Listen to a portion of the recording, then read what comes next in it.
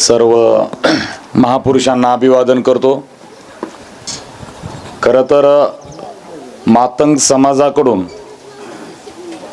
गेल्या अनेक दशकापासून त्यांची मागणी होती की आरक्षणाचं जे उपवर्गीकरण आहे त्याच्यामध्ये अबकड झालं पाहिजे। त्याचं मुख्य कारण असं आहे की त्यांचं असं म्हणणं आहे की अनुसूचित जातीतल्या महारांनी आमच्या वाट्याचं खाल्लेलं आहे आणि ते खाल्ल्यामुळं आम्ही शैक्षणिकदृष्ट्या सामाजिकदृष्ट्या आम्ही मागासलेलो आहोत।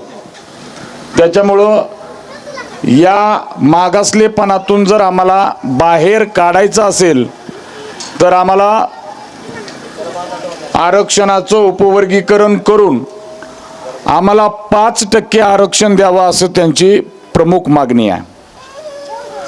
दुसरी मागणी आहे की ते अबकड जी आहे ते अबकड करा।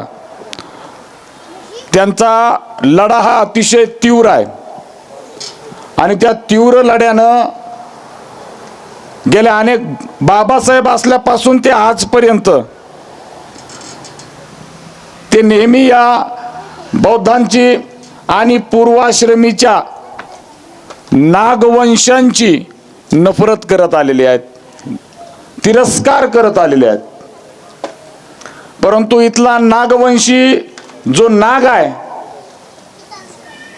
तो बेंडूक खाऊन येटोळा टाकून शांत बसलाय। आरक्षणावर एवढा मोठा घाला घालला चाललाय तरी तो त्या येटाळ्यातून बाहेर यायला तयार नाही। नागवंशी महार पोट भरले। काल परवा मराठा समाजाचा एक मित्र मला भेटला। आंदोलन सुरू होण्याच्या अगोदर तो ज्या वेळेस भेटला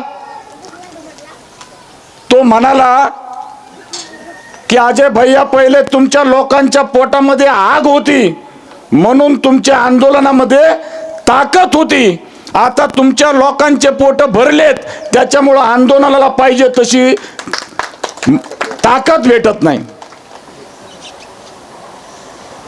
पटलं मला, ही त्याचं बोलणं पटलं। आरक्षणाचं उपवर्गीकरणाचा घाला एवढा मोठा आपल्यावर राज्य शासनानं, या भाजप सरकारनं, या RSSनं सुप्रीम कोर्टाच्या आडून आपल्यावर घातला। 1 ऑगस्ट 2024 ला लोकशाहीर अण्णाभाऊ साठे यांच्या जयंती दिवशी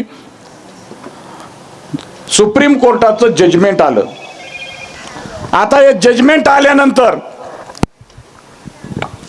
राज्य शासनाला एवढी घाई झाली की आरक्षणाचं उपवर्गीकरण झालं पाहिजे, अबकड झालं पाहिजे, त्याला क्रिमिनियर लावलं पाहिजे।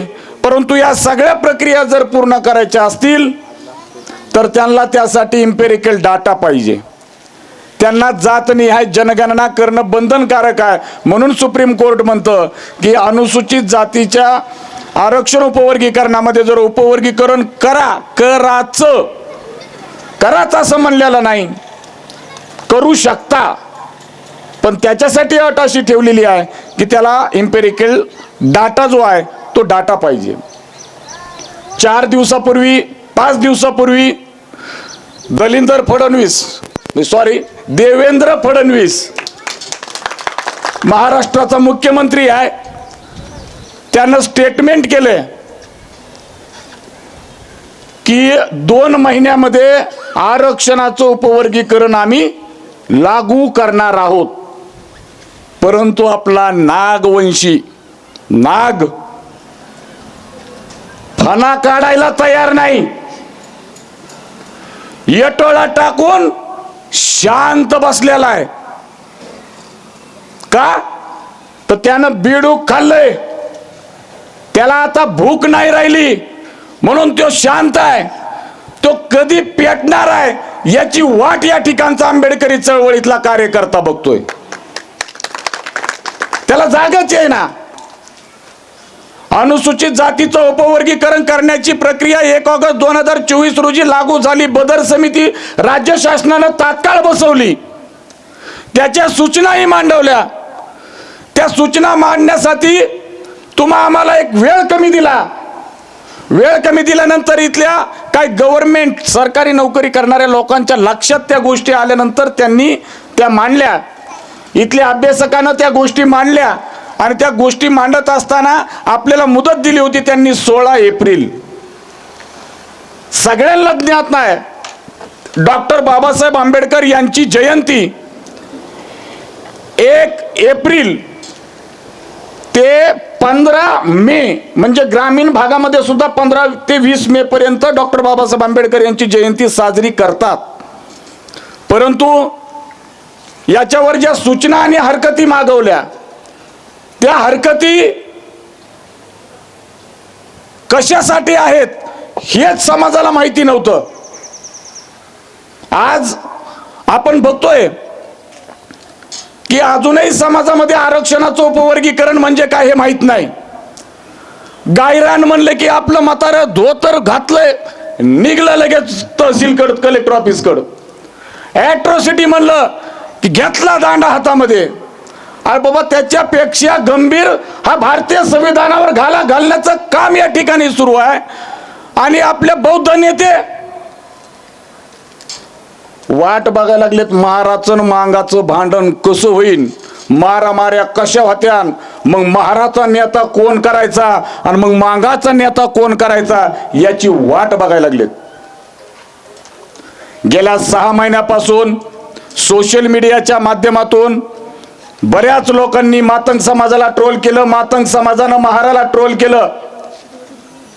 सिद्धार्थ शिंगारे असतील, मी असेल, माझ्यासोबत आणखीन बरेच सहकारी आहेत, धम्मानंद वाघमारे असतील, संदीप जाधव असतील, कांबळे असतील, कवटेकर असतील, जोगदंड असतील, सरपते असतील, कुशेर असतील, हे सर्व टीम महार आणि मांग हा वाद लागला नाही पाहिजे, डॉक्टर बाबासाहेब आंबेडकरांच्या एकतेच्या तत्वज्ञानाचं अबकड झालं नाही पाहिजे, यासाठी गेल्या 6 महिन्यापासून आम्ही बीड शहरामध्ये कार्यकर्त्यांना प्रशिक्षण देण्याचं काम करतोय. उपवर्गीकरण काय हे समजून सांगायचं काम करतोय.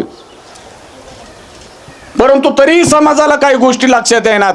आम्ही बीडमधून लॉंग मार्चची सुरुवात केली खरी, आमच्या सोबत 25 जण आहेत. पुढं चलत चलत कुणाचं तरी दुखणार आहे, कुणाच्या तरी पायाला फोडं येणार आहेत, आमची संख्या कमी राहणार आहे, पण शेवटला 2 जण जरी राहिलोत ना तरी हा लॉंग मार्च आम्ही यशस्वी करून दाखवू. पण तुम्ही बांगड्या भरू नका, तुम्ही बांगड्या भरू नका. या लॉंग मार्च मध्ये फक्त सहभागी व्हा मित्रांनो.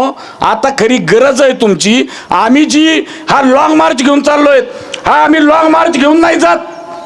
डॉक्टर बाबासाहेब आंबेडकरांचे विचार आम्ही या रस्त्याने घेऊन चाललो. ते तुम्हाला, त्या विचाराला तुम्हाला जागायचंय. कारण ज्या वेळेस बदर समितीचा अहवाल अजूनही जाहीर झालेला नाही, आपण त्यांना मागणी करतोय की जातनिहाय जनगणना करा, बदर समितीचा अहवाल सार्वजनिक करा, आरक्षणाच्या उपवर्गीकरणाची प्रक्रिया तात्काळ थांबवा, हे आपल्या मागण्या आहेत. माझी मातंग समाजाच्या नेत्यांना विनंती आहे की त्यांनी या लाईव्हच्या माध्यमातून मी जे बोलतोय त्याच्यावर तुम्ही बोलणार आहात का? क्रांतीवीर लहुजी साळवे मातंग समाज अभ्यास आयोग बसवला 2003 ला काँग्रेसच्या काळामध्ये. 2008 ला तो अहवाल बार्टीला त्यांनी सादर केला. सादर करताना अध्यक्षाची उपाध्यक्षाची भांडणं झाली. अहवाल वाघमारे साहेब अहवाल सादर केल्यानंतर अध्यक्षाचे आणि उपाध्यक्षाचे भांडणं झाले. उपाध्यक्षाच्या सहीनं तो अहवाल सादर केला. त्याच्यानंतर 2011 ला शासन निर्णय आला. त्या शासन निर्णयामध्ये त्या अहवालामध्ये ज्या 82 शिफारशी होत्या त्याच्यापैकी 14 या शिफारशी असंवैधानिक होत्या. मातंग समाजाचं असं म्हणणं होतं की ग्रामीण भागामध्ये आम्हाला मारहाण केली जाते, आमच्यावर हल्ले केले जातात, त्याच्यामुळं आम्हाला बंदूक वापरायला परवानगी द्या. काय मागणी होती त्यांची? बंदूक शस्त्र परवाना आम्हाला द्या. शस्त्र परवाना ही असंवैधानिक बाब आहे. त्याच्यामुळे अशा 14 शिफारशी अमान्य केल्या. बाकीच्या ज्या 68 शिफारशी होत्या त्या तत्वतः मान्य केल्या. त्याच्यासाठी शासन निर्णय देखील निघालेला आहे. मग आता त्या 68 शिफारशी काय आहेत? त्याच्यामध्ये असं म्हणणं आहे त्यांचं की मातंग समाजाच्या मुलाला शिक्षणासाठी गावामध्ये मातंग समाजाच्या मुलाला स्पेशल शाळा काढा. मातंग समाजाचा मुलगा शिकला पाहिजे, तो बाहेर गावून येतोय, त्याला राहण्यासाठी त्या ठिकाणी वसतिगृह करा. मातंग समाजाच्या उन्नतीसाठी त्यांना सूतगिरण्या द्या, गॅस एजन्स्या द्या. पण कुणाला? फक्त मातंग समाजाच्या पोराला. राशन दुकान द्या, साखर कारखाने द्या. तुमचा आमचा आहे का विरोध? आहे का विरोध आपला ह्याच्यात? काही का? त्याच्यामध्ये आणखी नाही, मातंग समाजाला ज्याला जमीन नाही त्याला 5 एकर जमीन द्या कोरडवाहू, बागायत 2.5 एकर द्या. आहे तुमचा आमचा विरोध? त्यांना स्पेशल घरकुल द्या, 3-3 मजली बांधून द्या. आहे का आपला विरोध? पण हे सगळं होणार कुठून आहे? भारतीय संविधानाच्या कलम 46 मध्ये सगळं दडलेलं आहे. भारतीय संविधानाचा कलम 46 म्हणतोय की या ज्या काही आता मी तुम्हाला शिफारशी सांगितल्या सगळ्या शिफारशी त्या भारतीय संविधानाच्या कलम 46 नुसार सोडवता येतात. ही सोडवायची जबाबदारी कोणाची आहे? तर ती राज्य शासनाची आहे. पण त्या 68 शिफारशीमध्ये 2 महत्वाच्या शिफारशी आहेत. मातंग समाजाला 5% आरक्षण द्या आणि या आरक्षणाचं अबकड उपवर्गीकरण करा, त्याचं अबकड करा. बाकीच्या ज्या 66 शिफारशी आहेत याला आम्ही स्वतः समर्थन देतोय. कारण आम्हाला वाटतंय की आमचा मातंग बांधव, आमचा लहान भाऊ आहे, तो शिकला पाहिजे, त्याला त्याचं शैक्षणिक, आर्थिक, सामाजिक मागासले पण निघालं पाहिजे. पण ते निघण्यासाठी काय करायचंय? तर या ज्या 66 शिफारशी आहेत, या 66 शिफारशीवर जर मातंग समाजाच्या नेत्यांनी आणि राज्य शासनानं काम केलं तर मला वाटतं त्यांना त्यांचं मागासले पण दूर व्हायला वेळ लागणार नाही. मग यांनी अमित गोरखे आणि विष्णू कसबे सारखे 2 माणसं धरले, त्यांच्या माध्यमातून या 2च मागण्या लावून धरल्या आणि या 2 मागण्याच्या अनुषंगानं आज या महाराष्ट्रामध्ये, या देशामध्ये असंतोष निर्माण झालेला आहे. राज्य शासन लागू करणार आहे. आपल्याला हे सगळं थांबवायचं आहे. मग त्यांना सगळे भारतीय संविधानाचे कलम सांगायचे. जावळे साहेब, आता येताना माझ्या ग्रुपवर एक मेसेज आलाय, वसतिगृहाच्या विद्यार्थ्यांची यादी आली. म्हणजे वसतिगृहामध्ये जर आपल्याला ऍडमिशन घ्यायचं असेल तर SC साठी, ST साठी, OBC साठी, ओपन साठी, अनाथासाठी, ऑदर साठी, ऑदर बॅकवर्ड साठी स्पेशल रखाने असतात. एक तुम्हाला सगळ्यांना मी ते दाखवतो. आता असं आले, महार 112 विद्यार्थी, मातंग 30 विद्यार्थी, मेहतर 20 विद्यार्थी, मराठा 143, अनाथ 9, ऑदर 150. अशा पद्धतीची आकडेवारी आता बाहेर आली आहे. म्हणजे मला तर असं वाटायला लागलंय की आरक्षण उपवर्गीकरणाचं म्हणजे यांनी पूर्ण प्लॅन तयार केलेला आहे. तो हे लावायला आता ते मागं पुढं बघणार नाहीत. त्याच्यामुळं ही बीडमधून जी लॉंग मार्चची ज्योत पेटवलेली आहे, ही ज्योत विझू देऊ नका. तुम्हाला जेवढ्यांना ज्या पद्धतीनं या आंदोलनामध्ये, या लॉंग मार्च मध्ये सहभागी होता येईल तुम्ही सहभागी व्हा. फक्त त्या नागवंशी नागानी बाहेर येऊन फक्त आता फुटकार टाकायची वेळ आहे. त्या नागाला माझी विनंती आहे की अरे बाबा ऐक, आता या आंबेडकरवादी युवकांची लढाई 3 माणसासोबत आहे. मातंग समाजासोबत आहे, पण आमची त्यांच्यासोबत लढाई नाही, आमची राज्य शासनासोबत आहेत, पण ते आम्हाला शत्रू मानतात. नंबर 1. नंबर 2, तुमच्या आमच्या सगळ्यापेक्षा बलाढ्य असं असणारं राज्य शासन असेल, केंद्र शासन असेल. हे 2. आणि 3, बौद्ध नेते पण कोणते जे प्रस्थापित बौद्ध नेते झाले, ते प्रस्थापित बौद्ध नेते हे 3 माणसं आम्हाला सध्याच्याला विरोध करत आहेत. हे थांबवावं लागणार आहे. मुंबईपर्यंत लॉंग मार्च जाऊ नये यासाठी विविध शक्कल लढवल्या चालल्यात. कोणी म्हणतं नगरमध्ये आल्यावर आम्ही यांना बघतो, कोणी म्हणते आम्ही यांना पुण्याच्या बाहेर जाऊ देत नाहीत, कोणी म्हणते आम्हाला मुंबईमध्ये येऊ देत नाहीत.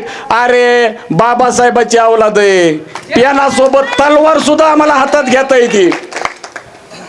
झेंड्याला दांडा आम्हाला त्याच्यासाठीच दिलेला आहे. त्याच्यामुळं आम्हाला मारायच्या त्या पोकळ धमक्या आम्हाला देऊ नका. पुरून उरणारे आंबेडकरवादी आहेत. त्याच्यामुळं आता जास्त बोलत नाही. पुढच्या वक्ते तुमचा वेळ घेणार आहेत, कारण आरक्षण उपवर्गीकरणाची मेन जी मेक आहे ती कुठं आहे ती तुम्हाला समजून सांगतील. एवढं बोलतो, थांबतो. जय भीम, प्रबुद्ध भारत.